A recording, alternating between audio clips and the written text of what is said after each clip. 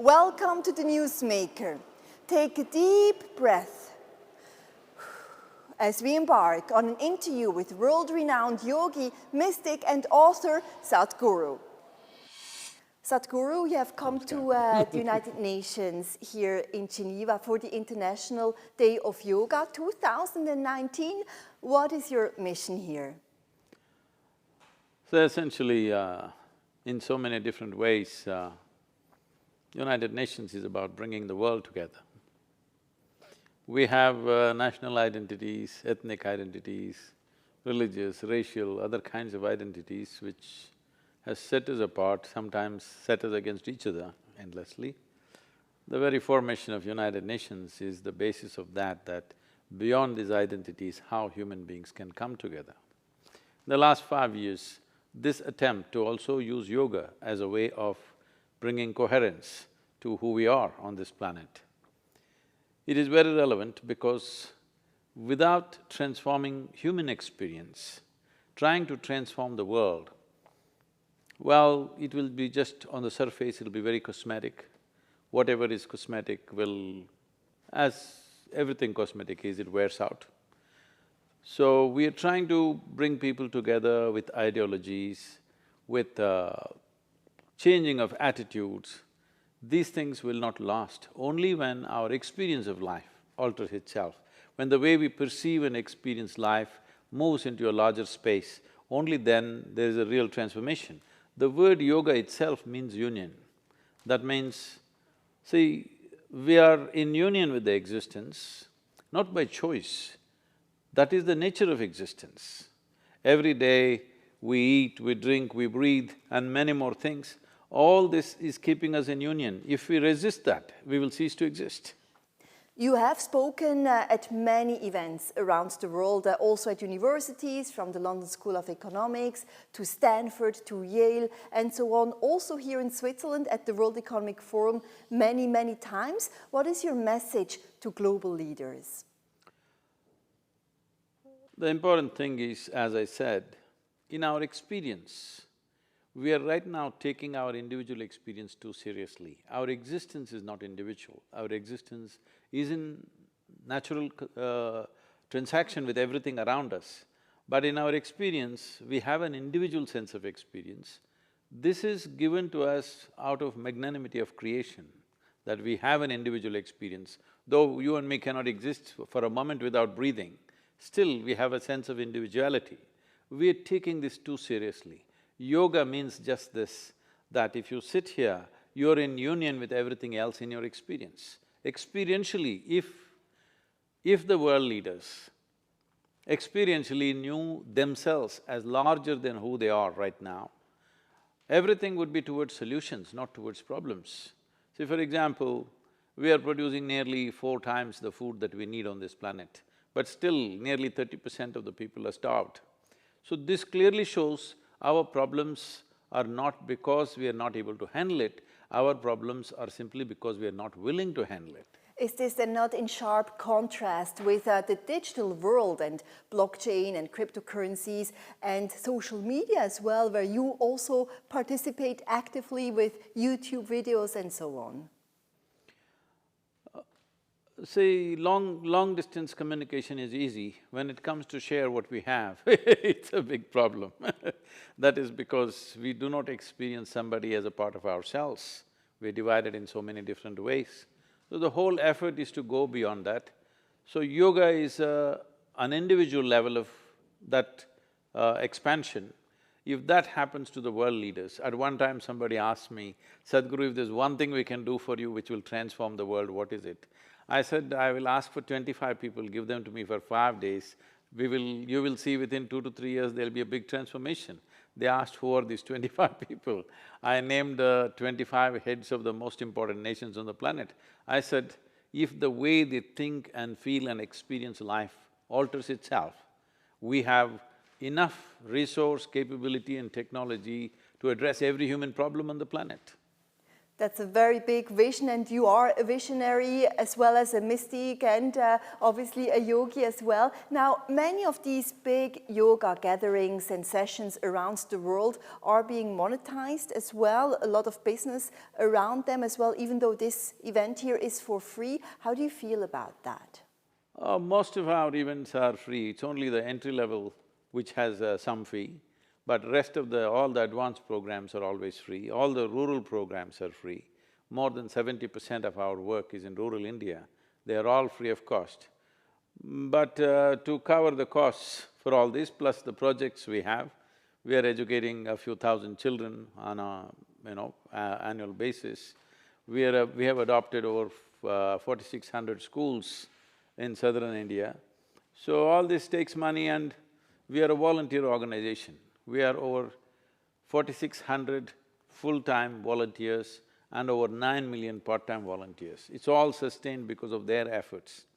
If there were no volunteers, this whole operation would cost so much more. Around the world, yoga is a booming business though. Like the International Yoga Foundation, for example, estimates that the industry has hit some 80 billion US dollars last year. This is incredible. What's your take on that?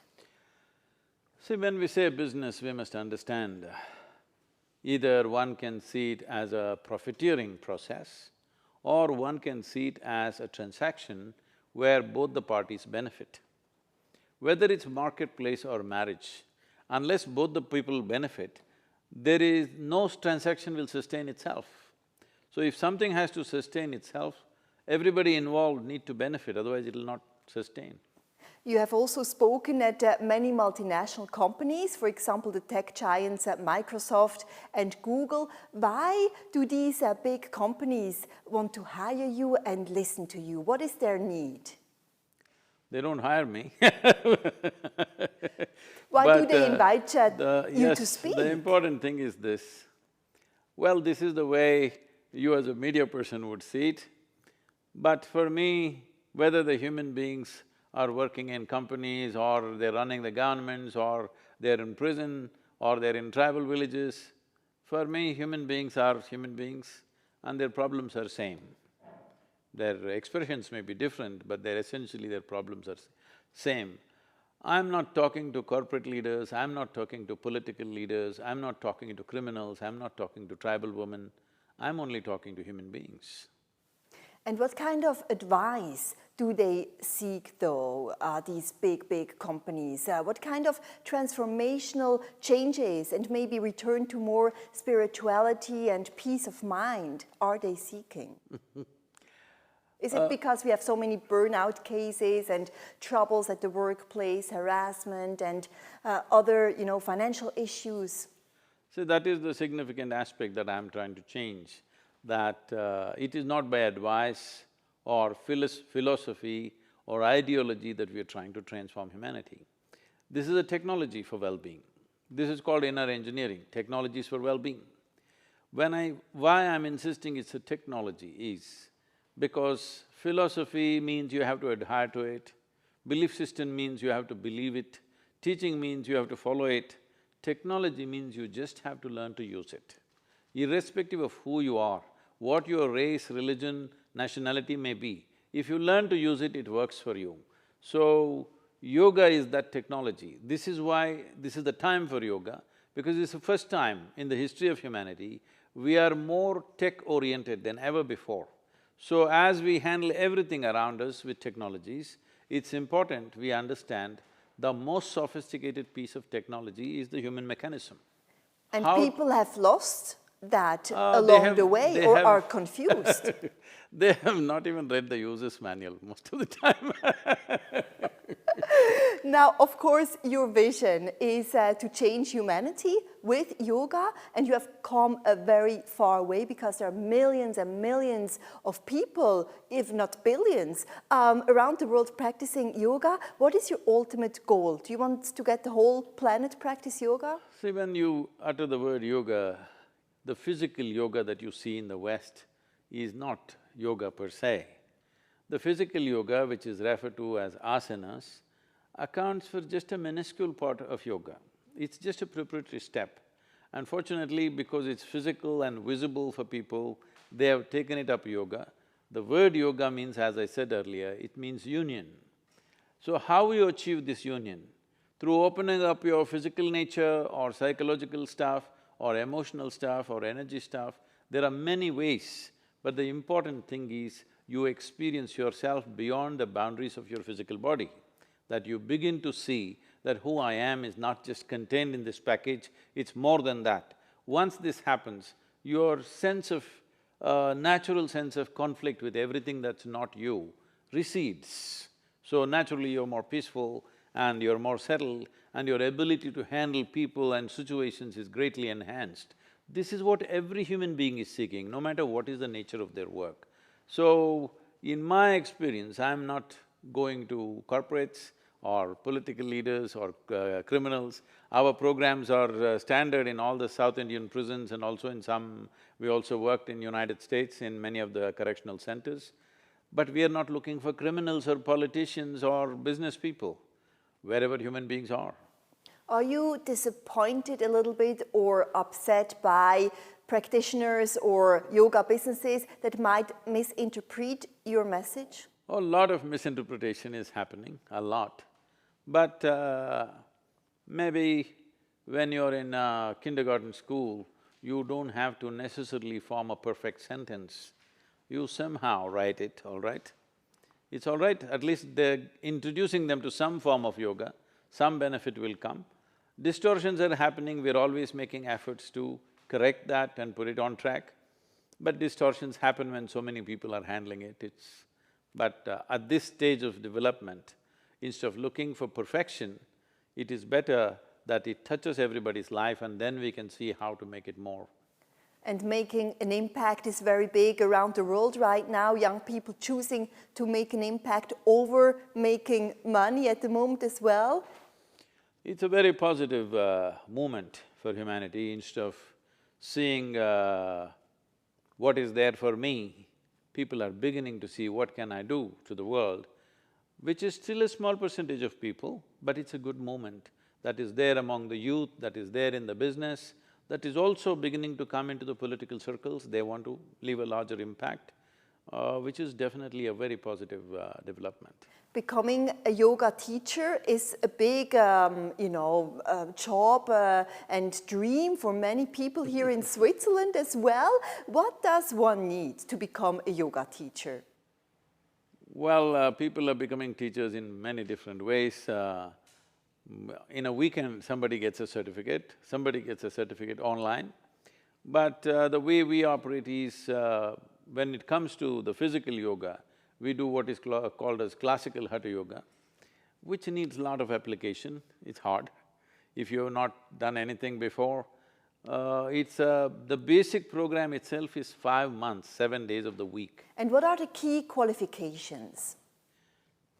Qualifications are you're willing to bend your bones. And you're still bending your bones, that's for sure. We'll keep the conversation going in part 2 of our newsmaker.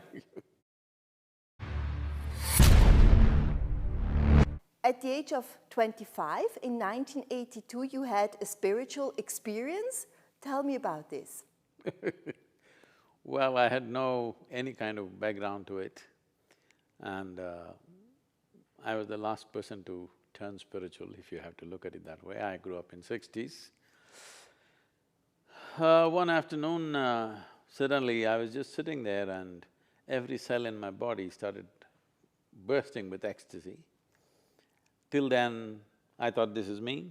Suddenly I did not know which is me and which is not me. What was me was all over the place. I'm sure that sounds insane.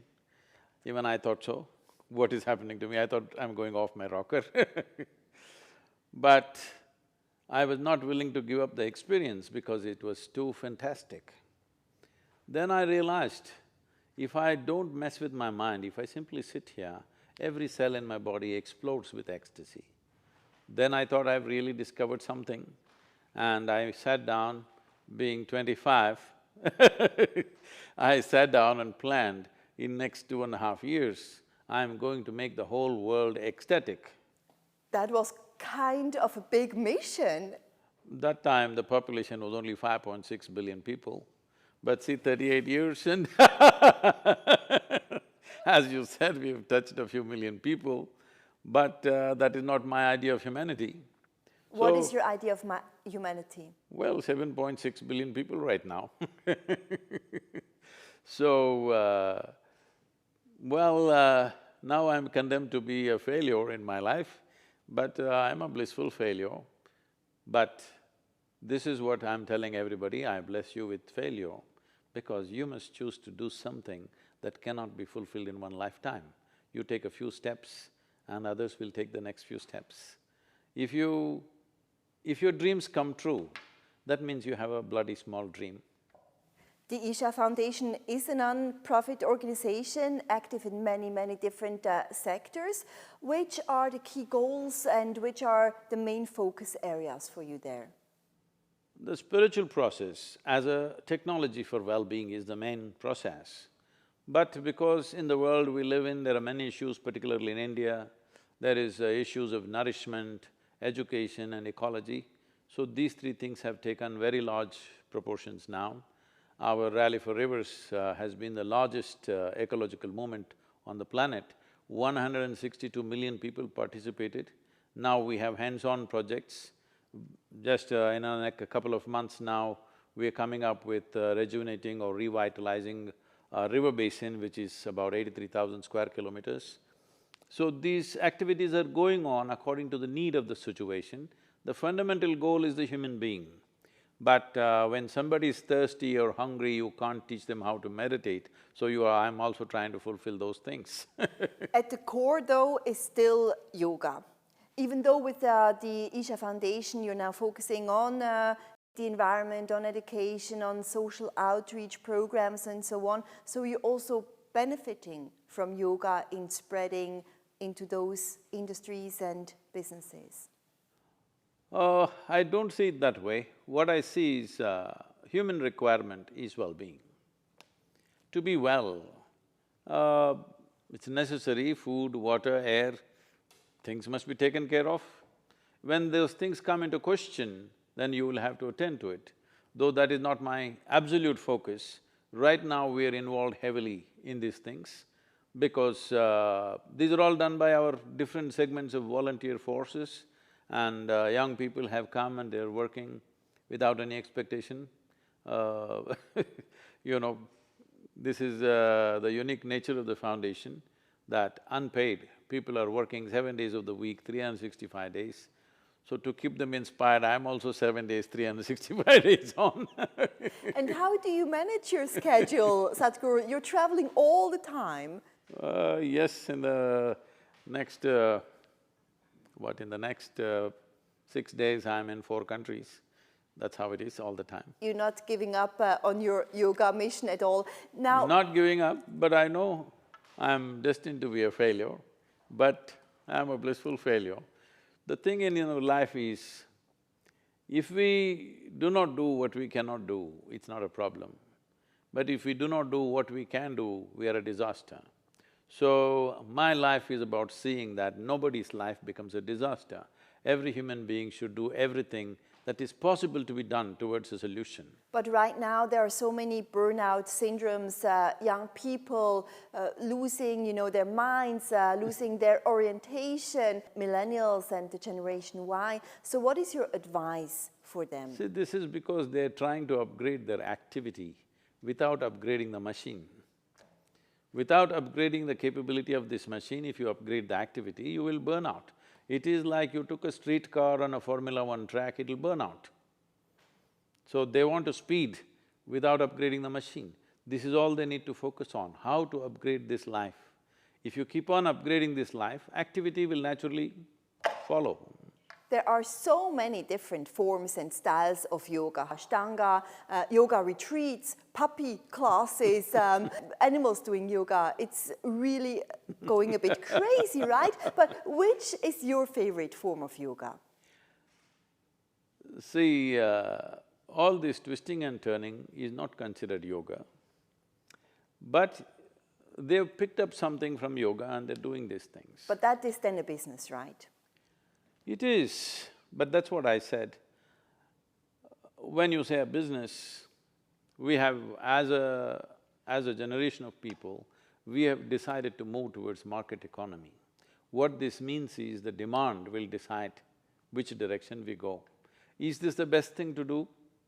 Maybe not. But is there a better way to do it right now? I don't think so. We have not found a better way to do except the market way. Well, those who have a certain conscience will do the market sensibly, some will misuse it, this is always there. But the important thing is, we need to understand yoga is not a practice. Yoga is a state that you attain to. When your experience of life is in union with everything around you, then we say you're in yoga. Right now, people are mistaking asanas as yoga. Asanas means postures. Postures are just a preparatory. In the Patanjali Yoga Sutras, which has over 200 Yoga Sutras, only one sutra is about asanas. What it says is, any posture that is comfortable and stable for you, this is your asana. But to find that posture, you have to do a little bit of work. That work is being misunderstood as total form of yoga. This is my arsenal right now. Let's talk about social media as well, Sadhguru. And obviously, you're very big on all the digital platforms. On YouTube, you have some 3 million followers. On Twitter, 2 million. How important is social media in pushing your teaching and the message of yoga? This is not about a competition or showing the numbers. As I said, my goal is 7.6 billion people. Every one of them should at least know, if they don't know ecstatic way of living, at least they must know how to live peacefully and joyfully within themselves. See, what we can do outside, what we can do in the world is determined by various factors in the world, but how we are within ourselves is entirely decided by us.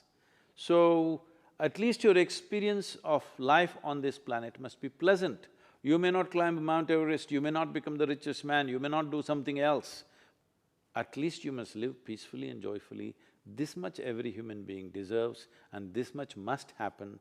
The tools for this is what we are calling as technologies for well-being. It has a yogic background, but I'm generally avoiding using the word yoga because if you say yoga, people think I have to twist and turn. It is not necessarily twisting and turning.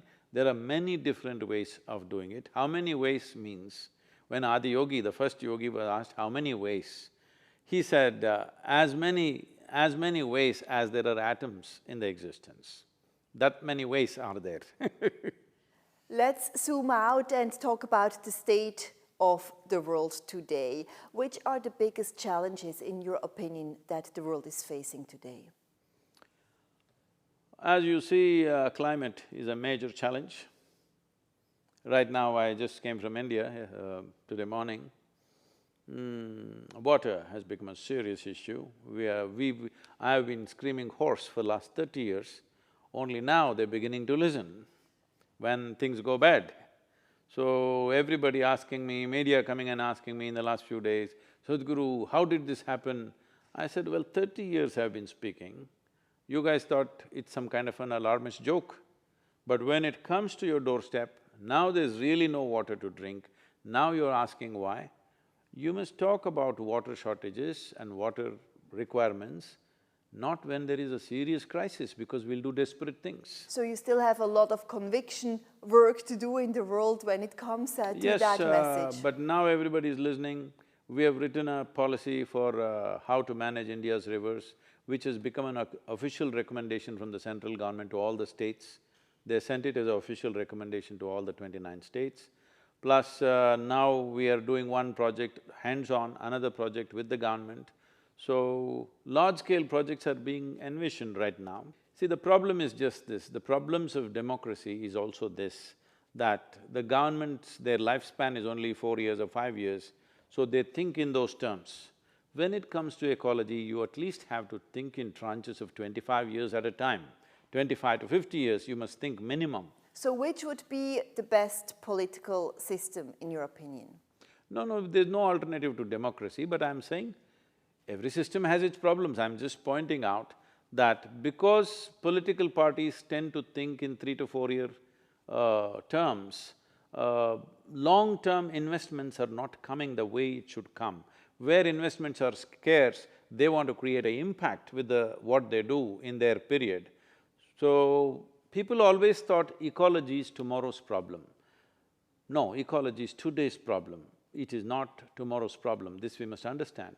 And another fundamental mistake has been that if you address ecology, we will neglect economy. This is the basic difference I'm trying to bring about, that ecology and economy are not against each other, we can handle them together towards the well-being. Economy can be structured in a ecologically sensitive way. You have been named one of the most important Indian figures in terms of protecting the environment. So which are your next big plans when it comes to fighting climate change around the world? See, a large-scale campaign is going on in India towards this, about rivers, ponds, because water is a basic thing. But the real problem is not water, the real problem is soil. The soil has lost its organic content and the soil has become weak, that's why the water has become a problem. As a part of this, we are doing a movement called Kaveri Calling. Kaveri is a river, Kaveri is calling. This is a river along which I grew up from my childhood. I know this river very well. Today that river is at least 46% less water than what it was 40 years ago. So we are seeing how to convert at least 1/3 of this river basin into agroforestry to revive the river. This will also be a solution for farmer distress that region is experiencing. There are many farmers committing suicide. This agroforestry is a solution. We've already converted over 70,000 farmers into agroforestry and their incomes have gone up many-fold, 5 to 10 times it's gone up. So, right now we are asking for the governments to give some kind of incentive to push large number of farmers from regular farming to agroforestry. If we pull this off successfully, I'm having a three-tier approach towards this of 4 years. In 12 years' time, if we convert 33% of the farmers into agroforestry in this region, the river will flow and the farmer distress will go completely because nearly 82% of the farmers are debt-ridden, they will never come out of it because the problem of agriculture in India is of scale. The land ownership is so small, the investments are big, but they can never reap that from that little piece of land. So we are seeing how to integrate irrigation and marketing. The farming can happen still on an individual level. So we have come up with a structure which is the government-approved thing called Farmer-Producer Organization, through which we can integrate irrigation and marketing so that they can function successfully. We've already tried these models and they're very successful by bringing farmers together, creating the power of scale. Right now, the problem is lack of scale. Before we go, just briefly, Sadhguru, what do you think about political problems that we are facing right now, like the rise in nationalism and protectionism around the world and the US-China trade war? How to address those issues? See, here we are in Europe.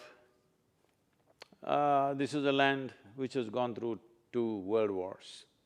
The bitterness with which those wars were fought. 70 years ago or 80 years ago, whoever imagined the Germans, the French, the English, the Spanish and the Italians will come together as one. But European Union for me is not just an economic arrangement. I think it's a shift in human consciousness because putting aside such bitterness of war, still when that generation, many of that generation are still alive, being able to put that aside and come together as a union, I think was a phenomenal development. Do you believe that in the future we will see more peace or more war? Depends what we do with the world and ourselves. If we are more peaceful human beings within ourselves, we will naturally create peace. So this is why yoga is important, because without peaceful human beings, there is no peaceful planet. There are not too many problems in the world, there's only one problem, human beings. Without transforming the way human beings perceive and experience life, which will in turn lead to the way they act in the world, there's really no enduring solution. Sadhguru, thank you so much for your time. Thank you.